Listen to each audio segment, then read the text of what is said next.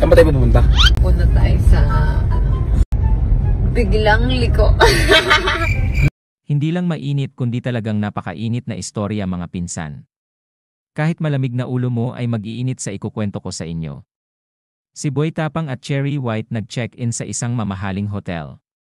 Ayon kay Cherry White, gusto niyang ipa-experience kay Boy Tapang ang makapagstay ito sa isang mamahaling lugar na kung saan ay ang babae pa ang magdadala sa kanya doon. Talagang napakaswerte nitong si Boy Tapang mga pinsan, ano nga.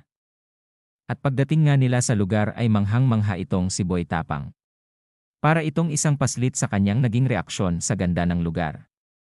Tuwang-tuwa ito sa automatic toilet bowl na kusang nagbubukas sarado at kusang nagpa-flush. At ang mga sumunod na eksena ay hindi na nila isinama sa kanilang vlog. Sayang nga talaga. Yun pa naman ang kaabang-abang. Rated PG, alam nyo na yun mga pinsan. Subaybayan na lang natin ang susunod na kabanata sa kanilang kwento.